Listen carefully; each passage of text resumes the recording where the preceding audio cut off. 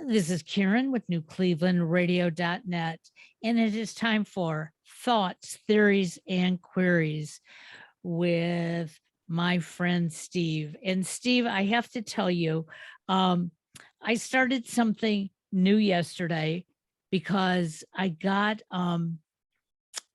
I think you sort of gave me the push after reading some of your thoughts, theories, and queries.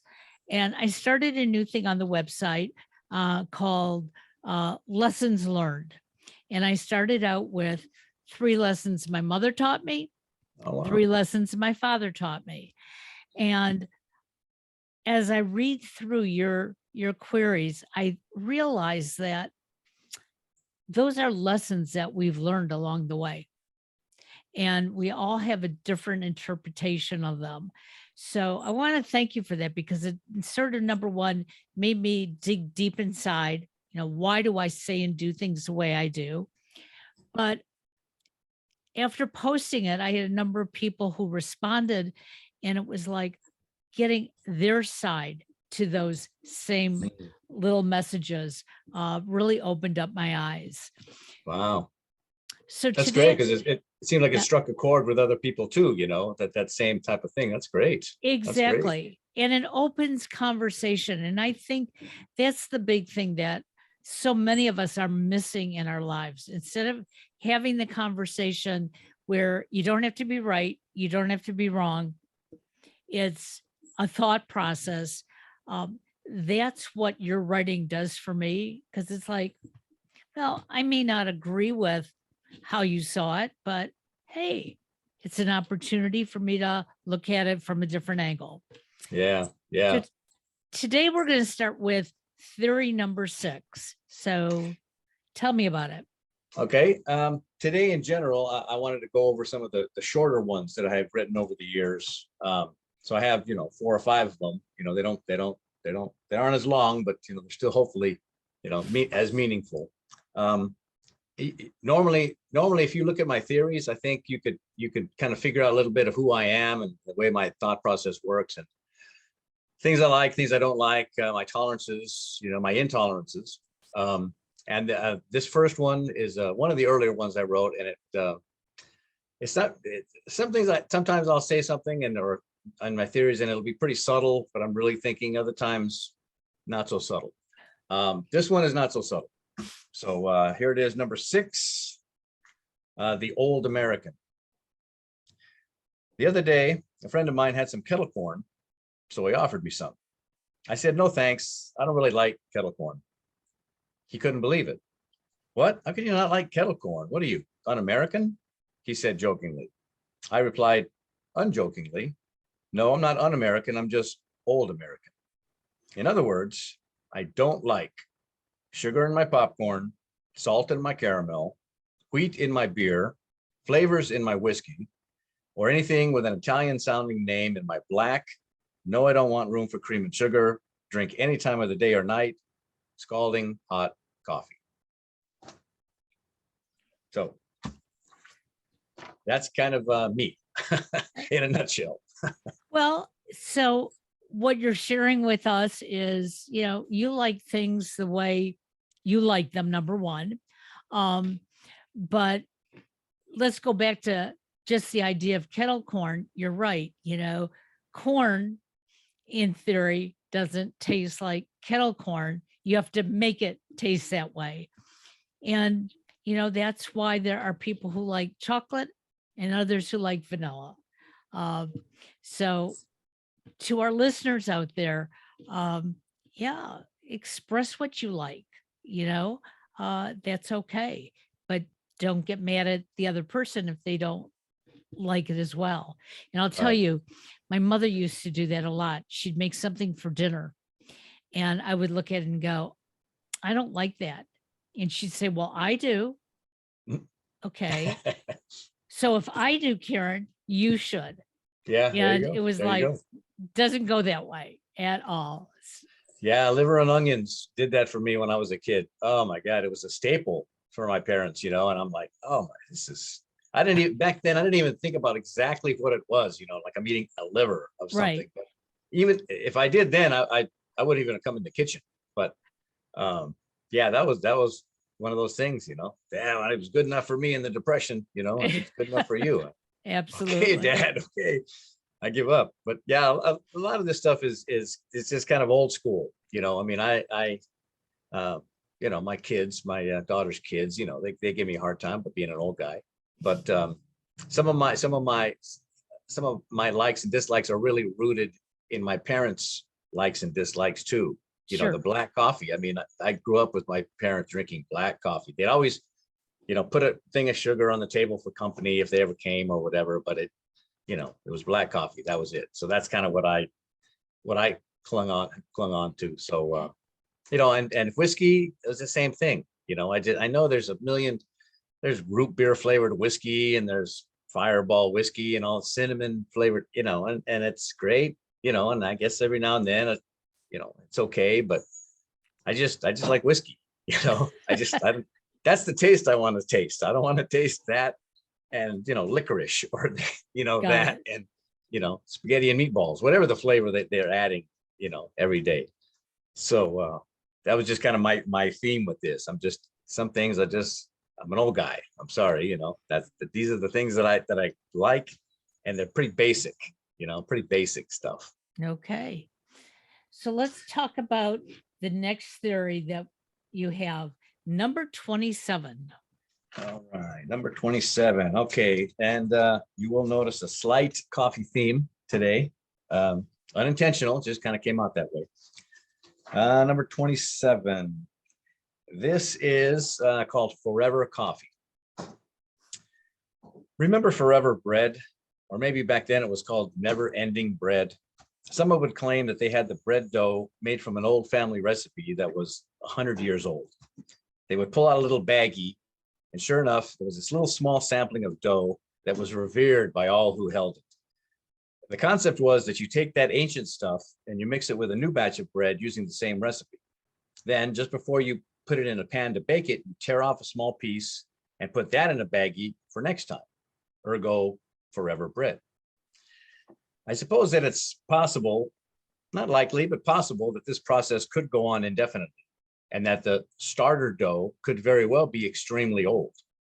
If your leftover dough is 1% of the entire batch, and it's mixed with another batch, and 1% of that is pulled off, then the parts per million of the old stuff continues to shrink, but technically it's still there.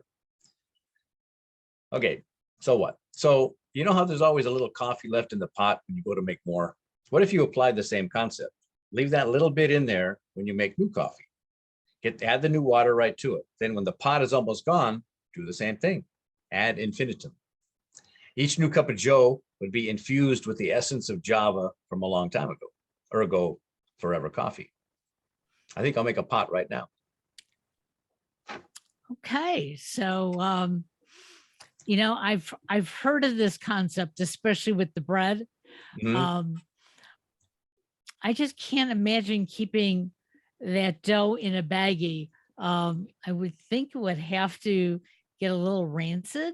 I always thought so too. And, but I remember it so distinctly when I was young. Maybe it was kind of a thing from back then, but they would say, hey, look at this. This dough is like 100 years old, and like I said, technically, if you add this much more to it and you rip off a little piece, then the original stuff is really, really small, Right. but it's still there. Probably, you could probably not, I'm sure you don't taste it. You taste the regular stuff, but it's just, I thought about it. I'm like, man, I mean, it makes sense. It could happen, but I don't know. I think somebody, their parents just handed them this and said, hey, look at this, it's 100 years old.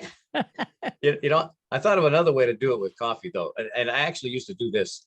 If you dump out all the coffee in the coffee pot, but then don't necessarily wash the pot, then you've got that thin layer of coffee in there, Right. And then you make a new pot, so like you do that over and over and over, and you've got this like patina of like caked on coffee from the old days, that just never goes away. My wife's not much for that theory, but I thought it was kind of cool. I always thought it was kind of cool to just have this a little bit of the old stuff in there when you make the new stuff. I don't know. It just kind of sounded, in my mind, it sounded like that it would taste better. I don't know if it did, but Well, isn't it the theory of the old cast iron cookware? Because you didn't scrub it, okay? You wiped it out. right. So we weren't using soaps and detergents in there. Um, and I remember watching my grandmother one time, you know, uh, I think I was about 9 years old, and I had been taught that I was now going to be the person who dried the dishes after dinner. So my brothers washed, I dried. And I saw my grandmother wiping out a pot. And I said, "Oh no, you have to wash that." And she goes, "No, I brought it from Europe like this. Oh my Never God. washed it out." And Wow. I found it as a child a little disgusting. Um, but I now have 2 cookie sheets that are that's how they're supposed to be used. You don't wash them, Wow. wipe them, and they were my mother's. And so I feel very connected to her when I use them, because a little bit of her cooking was on those Yeah. pans. See, So that's very cool. That's very cool. I mean, that's more of a connection than mine. I mean, mine is just kind of selfish. I just like, I like the idea, but that's really cool that they did interesting. that and you still got them. Wow. And I've heard that about the cast iron pans, and I didn't know how to wash them because I used to cook with that a lot, cast iron. And I would try to wash it and it would get rusty, and then I'd have to take the rust off and yada yada yada. And I saw something on Facebook once. I guess they used salt or something and they wiped it and tried to clean it, but they never really washed it, Right. But yeah, I never thought of that. That's pretty cool though. The cast iron's basically the same thing, you know. Absolutely. And I'm sure that they would tell you, well, you get that taste, you can tell, you can taste so much better, with the old stuff in there too. Like, okay, all Well, right. at least in our memories, they taste much better. So Right, right, right. that Well, that's good though. We is, remember this stuff and keep them around in our minds. you're right. It's always good. It's always good. So for our listeners, you're noticing that none of Steve's theories really go numerically. However, this next one happens to be numerically because it's number 28. Funny how that is, huh? Yeah. Funny how that is. Not intentional. Not intentional. All right. Okay, I had it right here. I had it here. Let's see, number 28.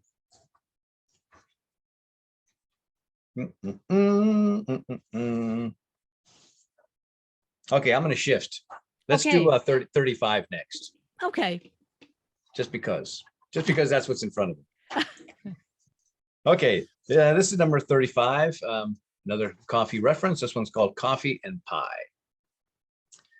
One of my favorite DVDs is a cult classic called Coffee and Cigarettes, a black and white masterpiece from 2004. It's a collection of 11 vignettes with pairs of famous people chatting briefly about and over coffee and cigarettes. One particular story stars rock legends Iggy Pop and Tom Waits. At one point during the witty repartee that permeates the segment, Iggy comments that their generation is the coffee and cigarettes generation, while their parents was the coffee and pie generation. And then it goes on. Thinking about it, I would have thrived in their parents' generation. I love coffee and pie. I think restaurants should reserve special tables for those people that possess those refined tastes that are capable of appreciating the delicate balance of those flavors. But let's get something straight. The pie can be any type, but the coffee has to be black. See Theory 6. The idea is that the pie can be light and airy, as in the cloud-like lemon meringue, or heavy and sweet, like a warm, dark pecan. The coffee is the ultimate drink to wash it down with. Forget milk. What are you, 12? Or water, the ultimate hypocrisy. Right up there with, I'll have a donut and a Diet Coke, please. The combination of the two creates an Epicurean nirvana, not the band. You take a bite of pie, you enjoy the sweetness, the decadence, and then right when you need a sip of something to complete your dining experience, you take a swig of Joe. Nothing like it. Okay, maybe I was a little hungry when I sat down to write this one, but you got to admit, few things evoke the smile of contentment that abounds when coffee and pie are the meal of choice. I'm a coffee and pie guy. I mean, I just went this one of my favorites. I don't keep a lot of pie around the house. I don't bake pie, but you know, when I go out, my wife does girls' night out once a month. She goes out with the girls, and they always go to this. Well, they almost always go to this place called Polly's Pies, and it's, you know, it's a restaurant. It's got other stuff, but you know, they're kind of known for their pies. So every now and then I'll go with, just because, you know, husbands are allowed sometimes, and that's all I eat when I go there is a cup of coffee and a big slice of pie, and the night goes on for a few hours, so I'm tempted to just get piece after piece after piece, but it just hits the spot. It's just so just I just really, I mean, that's my dinner. That's all I need to eat, you know. So what is your favorite flavor of pie? Okay, that's tough. That's tough because pie, to me, pie is like ice cream. You know, I have a top three, but it's really hard to pin one down. But pie, there's this thing out here. I don't know where. I don't know if it's everywhere, but it's called banberry, Mm, and it's bananas and strawberries, and it's a cold pie, right? You don't bake it, but it's got cream, and it's got bananas, and it's got strawberries, and then strawberry stuff on top, and whipped cream, and oh my god, it's really good. It's really good.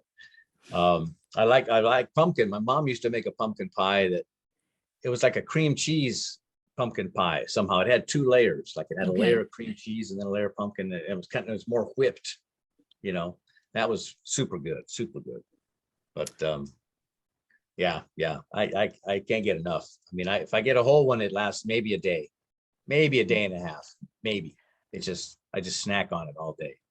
Well, Um, my mother was a pie maker. mm, And every Friday she would make an apple pie, and then occasionally, you know, maybe a second one of, you know, another kind.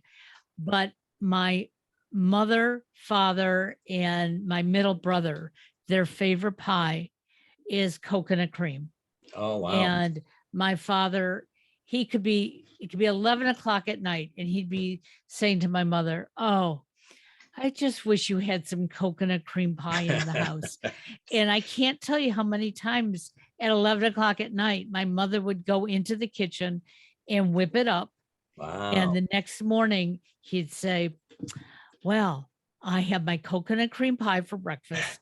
Um, me, I pecan pie has always been my favorite, Mm, mm. until one day I saw how many calories are in a slice of Uh, pecan pie. oh And, man. you know, I can't eat it by myself. I'll share it with somebody, but Yeah, not the yeah. whole slice. I mean, that's what you get with pie. You know, I mean, pie is just caloric. I mean, it's got a lot of calories in it. Pecan, that's true. You know, I mean, and you can see like that shiny layer on top. You know, that you know, almost reflective layer on top. I Right. mean, it's all sugar. You know, but it's so good. Pecan pie is really good. Absolutely. Oh man, Absolutely. but when I was a kid, my mom used to read us stories going to bed, right? And there was this one book that she liked to read out of, and it was old. It had to be from the 50s, and there was a story in there I remember. I don't remember the guy, but I remember the story, and I even remember the first couple of lines. But it was called "Animal Crackers and Cocoa," Hmm. and I think "Animal Crackers and Cocoa" is the kid version of coffee and pie.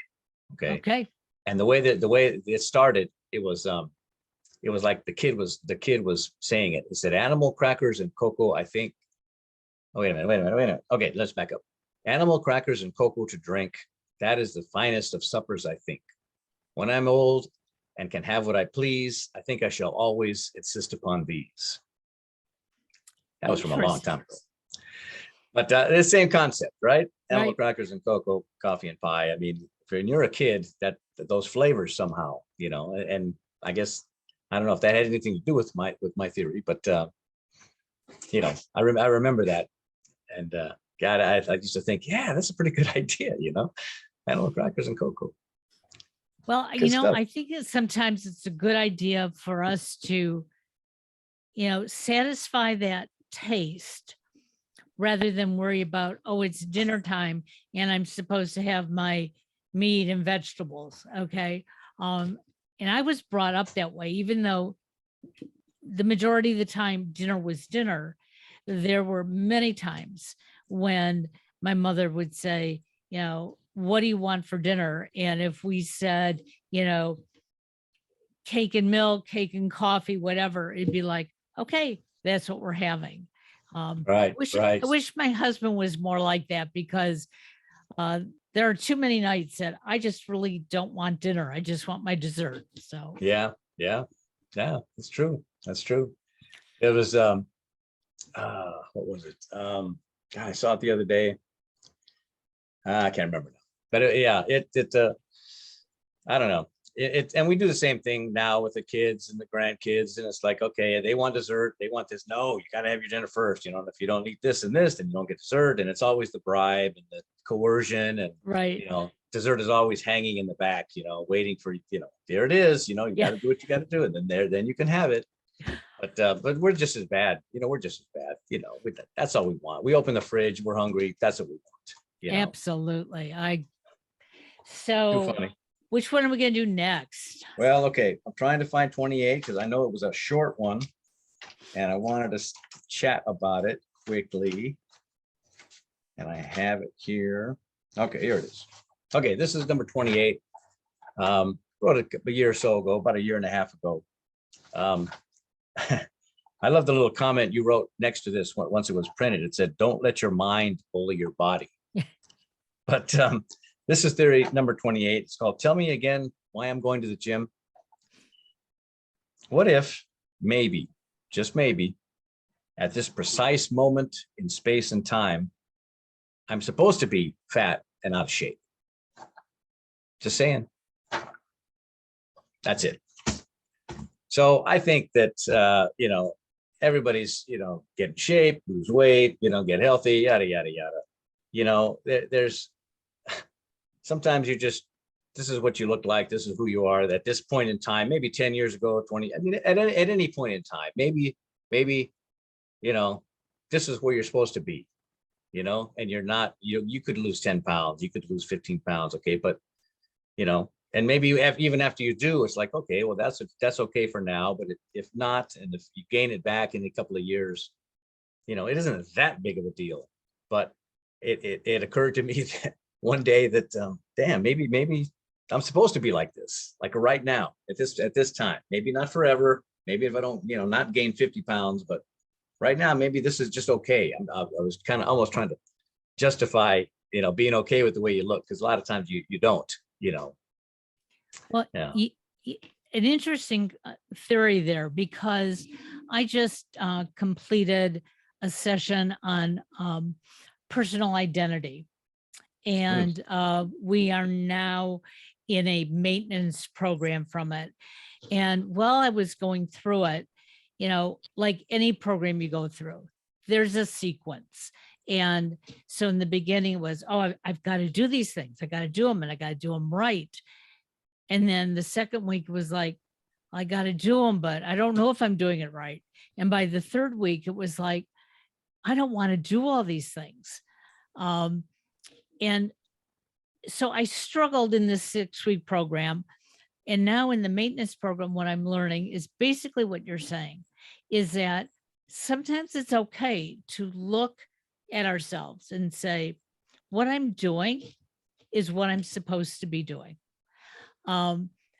We have to get rid of that right or wrong. We have to get rid of that image that, we're seeing on TV that says, join the gym for $10 a month and you can look like this. Well, right. You can't look like that. Okay. Our bodies are all different. Right. Right. And this past year, through some of the, medical issues I went through, for about 6 months, my face was just totally puffed up, and nobody said anything to me. But every time I did a podcast, numerous times during the day, I look at my face, I'm going, oh my God, look how big my face is. What can I do? And I was trying to change the camera. And I finally realized that's where I am right now. That's, you know, it's a medical issue. It hopefully will get resolved. And if it doesn't, I'm just going to get used to that reflection. That's who you are. I mean, that's who you are. At any Exactly. given time in your life, that's who you are. And sometimes you can't control it. And sometimes it's physical and it's a condition, sometimes something else, you know, and it's just who you are. And I think you're right. I think it's about, you know, not trying to be somebody else, not trying to change to conform to something, you know, this is who you are, you know, love it or leave it, you know, this, you know, as long as you love it, you know, as long as you're okay with it. I mean, for a long time, you know, I mean, my life, you know, I've had this thing with mirrors, right? So I can, if I see a mirror there, I'll walk towards it like this sideways. So I'm getting that phrase for you. I don't do this to a mirror. I don't walk this way and then look, because it's different, you know. Yeah. It's worse, right? So I always look at the mirror head on, and I'm walking towards it, or what, you know, and it's stupid, but you know, that's kind of how I want to see myself, right? I want to see myself less flabby and less, you know, out of shape or whatever, you know, and it's just vain and it's just my own thing. But I mean, sometimes you're just hell with it. I'm just so tired of you know, trying this, you know. I mean, this is who I am. And then when you get out of that brainwashing mode, you look at other people, and everybody, nobody, not, you know, probably 49 people out of 50 are not gym quality people. I mean, they're just not. You know, you go to these water parks, right? And everybody's in a bathing suit, and you're like, man, there's some fat folks here, you know, and nobody is like this, you know, like the picture says, you know, this, you know, hourglass, Right. you know, or whatever. They're just not, you know, we're all the same. We're all, you know, it's a little bit out of shape and a little this and a little like that, you know, Well, and and it's eye and opening. it's interesting how other people see us, you know. Um, so like I said, when my face was getting really, really full, I said something to my husband, and he looked at me and he goes, maybe it is. He said, but you know, I see you every day. So, you know, it didn't just happen overnight. It was gradual. He said, but you know, it's fine. But I kept thinking, because I just felt odd shaped for a while. Right, right. And he said, but if you're not okay with it, then try to figure out what you can do about it. You know, and I tried different hairstyles or whatever. And finally it was, I just have to come to terms with it. And that made a huge difference, because I stopped looking for it, you know. And sometimes Right. that's our problem, you know. We wake up one morning and we see a new line and we go, oh, I got lines there. And then you look at it day after day after day, and it gets worse where it really hasn't. So Right, right. I mean, you know, this is who you are now. I mean, that's it, you know. I mean, and really, gym or no gym, there's not a whole lot you can do to change it. You know, maybe sometimes, you know, there is a condition and it'll go away, but I mean, this is it. Like as I get older, you know, okay, God, I look older than I did yesterday. I swear to God, I'm looking at this thing. I know yesterday I didn't look this damn old, but and then you don't see a mirror, so you're going down in life and everything's the same, right? Your work, right. your family, you haven't really changed any at all, and nobody kind of says anything different. Nobody will tell you, oh my God, you look way older than you did yesterday. So everything is the same until you look in the mirror again. So really, nothing's changed, right? You have gotten older, you have, you know, put on some pounds, whatever, but nothing's really changed. You know, nobody really treats you any differently. You know, the ones you love, you know, your family, and you know, yeah, you know, some people may say to somebody else, you know, yeah, he's gotten older. Well, physically, yeah, he's a year older than he was a year ago. Wow, you know, that's what, you know, 60-year-old people look like. That's what 50-year-old people look like. You know, whatever. That's how it works. You know, but yeah, it's tough, you know, but you understand, you live with it, you know. And I tell my Absolutely. wife all the time, you know, she says, well, you know, I don't look like I did when I married you, or 10 years later. I said, well, you know, I married you, you know, and all through the last 40 years, you know, you're still you know, you haven't changed that much at Right. all, you know. I mean, I can talk to you, the things you want to talk about, the things we do, et cetera, et cetera. it's not like you're a new person. The outside has changed, but this is who I married. I remember you. It hasn't it hasn't changed. You haven't all of a sudden just conformed into somebody else. So, you know, that's true. What We have to accept it. It's hard for us to accept. Your husband will tell you and you're not convinced, you're still kind of figuring out. Same with me. We have to be able to say, okay, I'm okay with that. It sucks that okay, my age is catching up with me and already caught up with me and it's past me, whatever. We have to be okay with it. Well, my father used to say that he was proud of his age every single day because the other choice was being 6 feet under. And every Yeah. time he said that, I just became very aware of, you know what, you're absolutely right. Um, I remembered that my parents had a friend who she would never tell her age. Mm. Never. She wasn't Jack Benny at 39, but it was like, she just would never say it. Right. And I remember my mother probably I think it was her 95th birthday. And we made a big deal for her. We had a big party. And her friend contacted us and said, you're insulting your mother. I said, how? You've promoted her age. I said, she's ecstatic to have reached 95 and still have all of her faculties.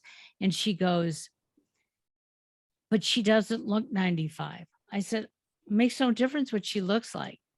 She's still this person.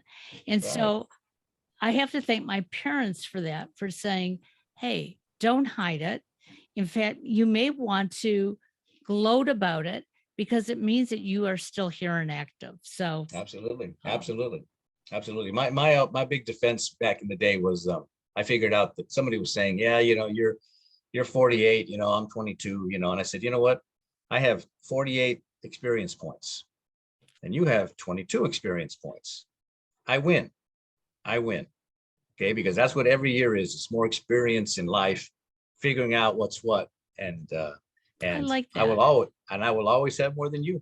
You want to get technical about it, you want to get snippy about it, fine. When you have as many experience points as me, then you'll figure out that it doesn't matter. But even then I'll have more than you. So don't give me no lip. That's But good. I love it. Well, I think the last one is number 34. it is. And not coffee related, not age related. This one is so I have cats. I've had dogs growing up my whole life and got married, had kids, had cats. So this one is theory number 34, called the kitties. Do you have cats? I have cats, 3 of them.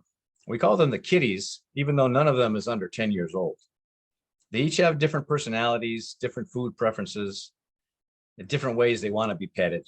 One likes his belly rubbed, one likes her feet held close to her body. The other one just wants to sit on your head any chance she gets. One thing they can all agree on, however, is when it's time to eat. 3 times a day, I am serenaded at feeding time. But this is where I get frustrated. They howl when it's time to eat. They howl as I'm taking their bowls to the kitchen. They howl as I fill their bowls with food. And they howl as I carry out the bowls to where they will eventually chow down.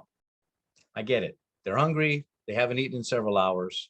Hell, I make a lot of racket when I'm hungry too. But the constant, seemingly endless cacophony of those 3 just bugged the hell out of me. Then it finally hit me. What if their communication to me isn't merely feed me, feed me, feed me? Well, maybe it is at first, but I've come to believe that hunger isn't really the brunt of their outbursts. In that last handful of meows, as I set their bowls down in front of them, maybe they're actually saying thank you. So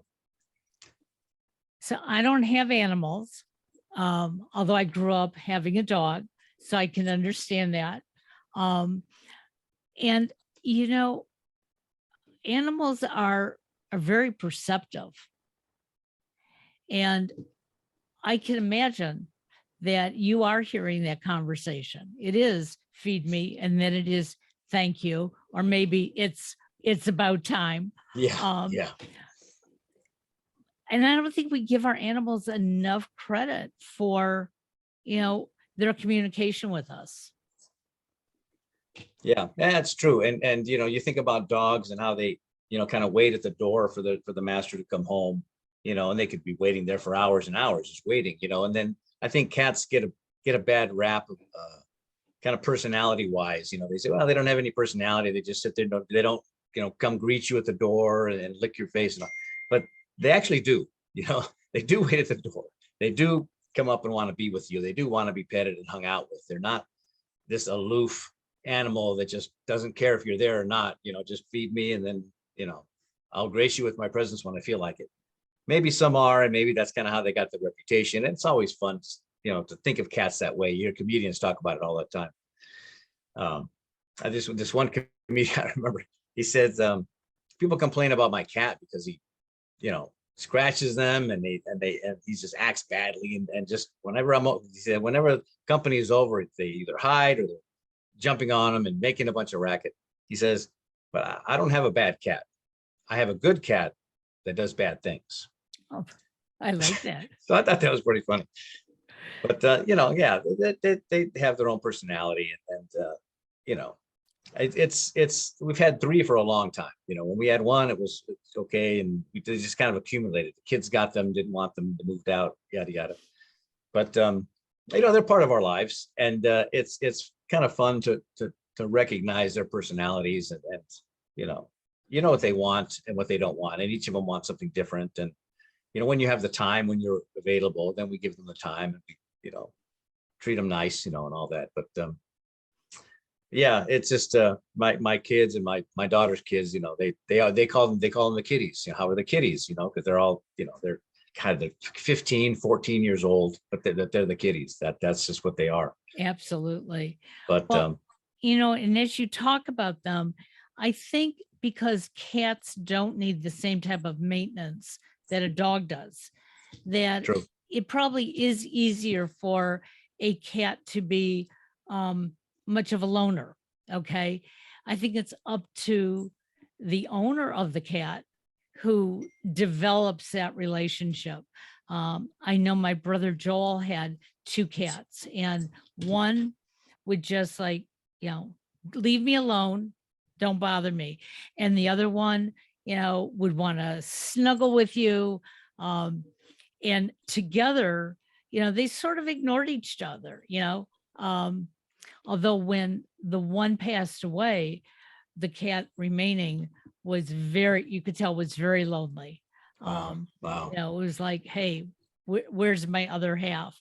Right. So I think it's interesting because when I talk, when I talked to my brother about it, it was the one that was the real friendly one was his cat. Okay. And he would walk in the house and he would call the cat's name and he would pet the cat. So I think that makes a difference. And I Mm. think we see that in ourselves, that children who grow up, whose parents are, constantly working, not there to greet them when they come home from school, um, they tend to have totally distant personalities compared to the kids who come home and maybe mom puts cookies and milk on the table, or pie and coffee, There whichever you go. There you go. fits their needs. So Right. Right. Yeah. Yeah. Pets are fun. I mean, yeah, it's true. Dogs are a little more high maintenance. You have to walk them. You have to take them out to go to the bathroom, and you don't have to do that with cats. And then for us, that makes it's easier for us. We enjoy that part of it. I right, know a lot of people my same age that have dogs, and they do that, and they're okay with it. But I'm glad we didn't take that route, now, because I don't want to get up early just to do that. They do their own thing, and yeah, you got to play with them and do other things with them, but it's fun. It just works for us. I mean, absolutely. there's dog people, there's cat people. It just works for us. So And there are other people who don't have pets, so I don't have to walk them. I don't have to clean up after them. and it So works for them. That works for them. absolutely, I'll come You visit know, everybody else's pets. there you go. There you go. Same with kids. Yep. I don't have any kids, but I'm fine with it. I mean, that's the theory. And it works. If that works, then that works. Absolutely. Well, I want to thank you for your theories and queries and thoughts. We will do this again next month. We're going to get on Sounds a good. regular schedule because there's always something interesting to talk about. And I Yes, there certainly is. Yes, there appreciate it. is. Yes, there is. Appreciate you too. Have a great day now. Thanks. We'll Bye-bye. see you. Bye.